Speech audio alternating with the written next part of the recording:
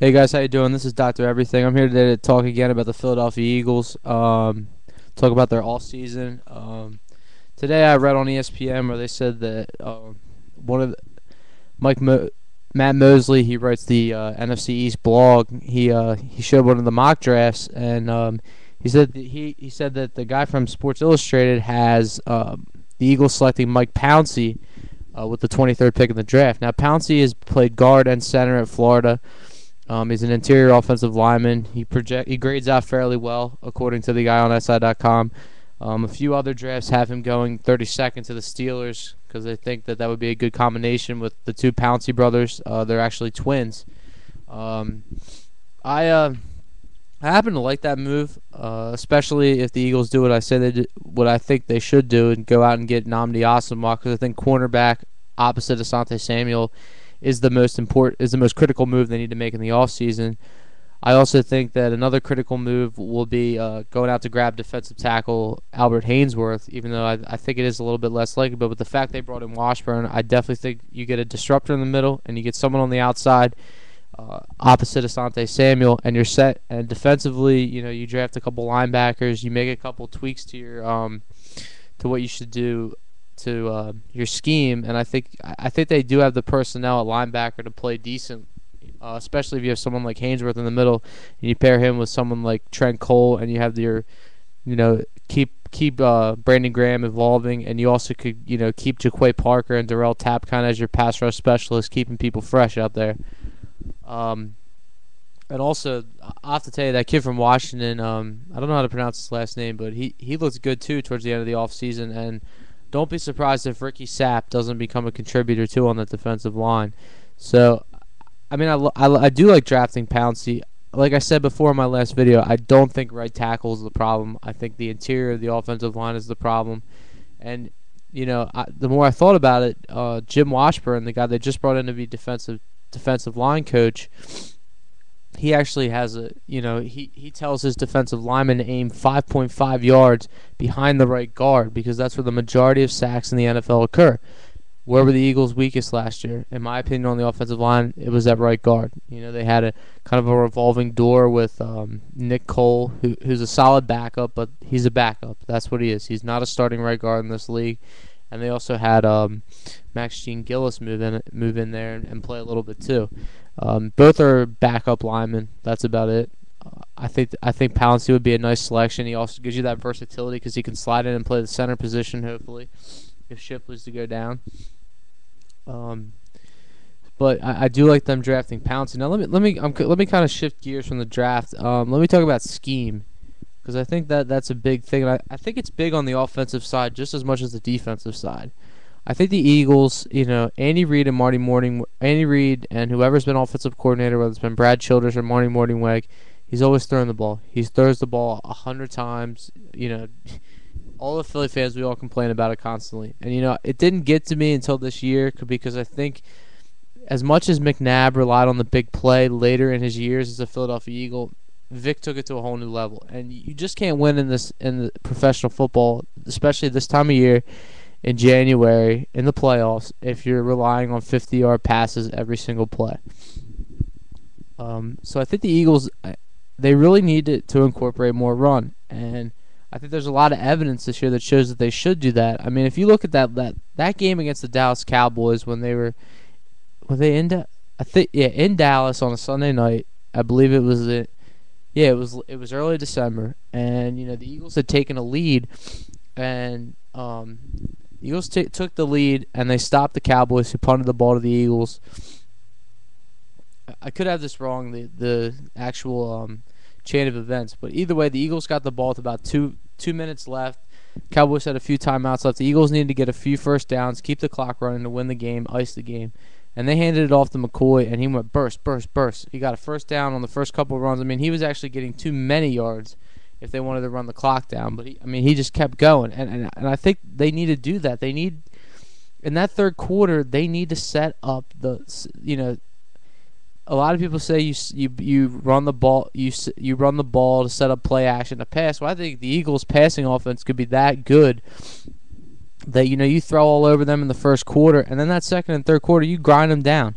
And I think they have a nice little 1-2 punch there with McCoy, with Shady McCoy, and with the other guy Harrison, the guy they got from Cleveland, who can be that kind of change of pace back, along with Owen Schmidt. I think they really need to start thinking about running the ball more, and that needs to be part of their philosophy. And without doing that, they're not going to get back to that level that they were in the mid what do we call that decade? The mid 2000s, I guess. 2004, the peak year when they made it to the Super Bowl. Even though I think they had a better chance in 2008 when that was a golden opportunity, because they should have beat the Cardinals, and they could have beat, I believe, they could have beat Baltimore, and they definitely could, and they could have beat Pittsburgh. The two teams that were playing in the AFC Championship game. I mean, if you remember that year, they destroyed Pittsburgh at home, and that's when Pittsburgh won the Super Bowl. Now, granted, it was a few months later, but Pittsburgh's offensive line was even worse than it is now. And if you can imagine that, I mean, way worse. I think the Eagles had 9 sacks that game in September. So, I mean, I think they need to get back to that running the football. They need to get back to running the football. I mean, they never really were running the football, but they need to start running the football more. And I think McCoy could even be potentially a better pure runner than Brian Westbrook. He's not going to be the pass catcher that Westbrook was. They don't run screens as well. I think that just has to do with the fact that their linemen aren't quite as good as they were when they were able to run screens all day with Westbrook. But you know what? I think if you add a Pouncey in the middle, you shore up your center position, you shore up right guard. I think this is a real solid team, a real solid offense. Again, I don't know who's all out there as far as linebackers go, but I guess you do have to find an answer. If you're not going to go with Ernie Sims, I still think you can go with Ernie Sims. You coach him up a little bit better.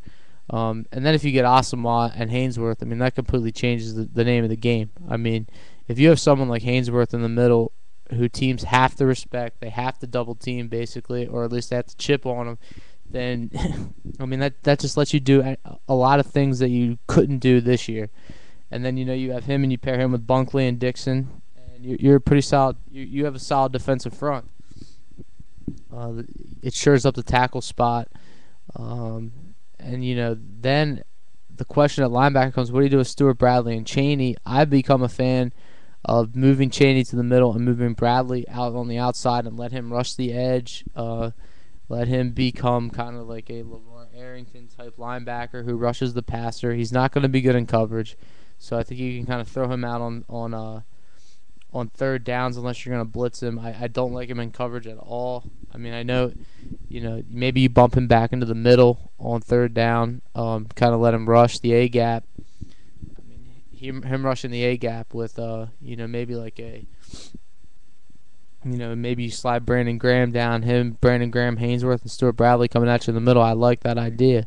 The thing about the Eagles is they're so young. I try not to get that low on them this year because it's not like in years past when you actually had veterans who went, it's not like even the year before when they had veterans who lost in Dallas. I mean, this isn't a veteran team. Outside of quarterback, they're really young. I mean, they're young everywhere. I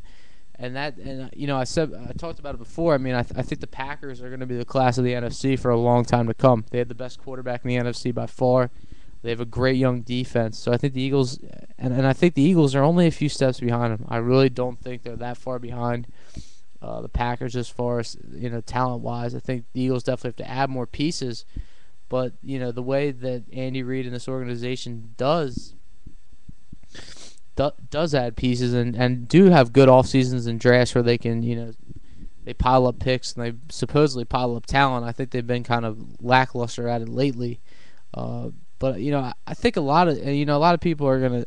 I point back to the whole Shawn Andrews thing. That really set that offensive line back for years to come, because if you look at his rookie season and the year after that, I mean, this guy, maybe not his rookie year because I think he got hurt, but his rookie year in camp, I remember Peter King, who, let me tell you something. I read ESPN every day. Okay, ESPN's the best sports website. But if you're not reading Monday Morning Quarterback on SportsIllustrated.com written by Peter King, you're missing out, because he's probably the best guy who has a regular online NFL article. I mean, he's real knowledgeable about the game. He understands the subtleties of the game. He's not like a fan. He's not someone who bases their picks in games off fantasy numbers or something like that. And according to him, that 2004 year, he was the best rookie. He was the best rookie out there. And I think losing Sean Andrews set this line back a lot of years because they had plans. He was either going to take over for John Runyon, or he was going to stay at right guard and just be that road grader, that guy that you could build your offensive line around, a guy that would just crash people. And that's what he was. I mean, he was a mover and a shaker. He moved people on that side. And I think that really set this offensive line back. So, like I said before, I think you need to change philosophy on offense. You have to run the ball more. Sign Hainsworth, get Asamoah, get Hainsworth, get Asamoah. Change philosophy on the offensive line. Draft an interior offense. Change the philosophy on offense where you run the football more. Get an interior offensive lineman like Pouncey. Shore up the center position. And I think this team's set up to, NFC Championship game next year, and competing with the Packers. And I think they need to coach up Vic a little bit more as far as, dumping the ball off. I mean, they're definitely not going to go with Cobb. I don't think they'll go with Cobb now. I think they will trade Cobb, which means more draft picks. And like I said, I think the Eagles are at a point, if you fill those two needs in free agency and you fill that one need in the first round, then second and third round, you can go after the best player available. If you have 2 second-round picks, you have the ammunition to go up in the first round and get someone that you like too. I really like that. People are going to point to safety, but I think Michael Coleman and Nate Allen. That's a nice nucleus right there. I think Coleman played very well towards the end of the season when Nate Allen was out, and Michael's kind of a veteran guy. He's I don't understand why he makes the Pro Bowl every year. He's not that impressive to me. He's a poor tackler, in my opinion. But it's going to be a good off season. I think the Eagles are going to do a lot of damage. And, let me talk about something else. I want to address something that's kind of been bugging at me. Kind of everyone missed it in the media. At least in Philadelphia, I really haven't been paying attention, I guess, enough to know if someone's been missing it. I'm sure someone maybe mentioned it. But last Sunday night, if you watch Sports Final with Howard Eskin, Brian Baldinger was on the show. Now, Brian Baldinger, he's a broadcaster for Fox. He does stuff for the NFL Network. He's a former player. I believe he played for the Dallas Cowboys. So he's very knowledgeable about the game, and he lives in the Philadelphia area, so he's big on the Eagles. So he talks a lot about the Eagles. He understands the organization. And according to him, he sees Andy Reid leaving after next year. He cited the reason being because people in his coaching staff, family tree, if you look at Andy Reid's tree, he goes from Reid to Holmgren to Bill Walsh. They stay about 10 to 12 years in a certain place, and then he said they have ideas where they want to go next. And I kind of could see Andy Reid doing that, and I could also kind of see this team. If you go out there and you get a John Gruden. What does people think about that? I think if you went out and got a John Gruden, could we have kind of the similar situation with Tony Dungy? That Dungy built that Buccaneers team when they were a terrible team in the mid '90s, and then they became a very respected team in the late '90s. About '96, '97, they started to turn the corner and add a lot of pieces. Very talented team that eventually won the Super Bowl under John Gruden in 2002. In fact, beat our Eagles in a game that we should have won the Super Bowl that year, but let's forget that. I guess 2002 to 2003. I mean, the Eagles should have won that Super Bowl. But that, I think if if they do make a change, I would love to go out and see Gruden come here. But I mean, as far as I'm concerned, Andy Reid has a lifetime pass. If he wants to stay here, he can stay here. I mean, this team's been in the playoffs 8 out of his 11 years, I believe. Maybe 9 out of is it 8 out of 11? So I think Andy Reid definitely has a lifetime pass. But let me just throw that out there that there's, and I respect, like I said before, I respect Brian Baldinger's opinion. So I definitely think there is a shot that Andy Reid could be leaving. I want to know what you guys' opinion is on that. All right, thanks. Have a good day.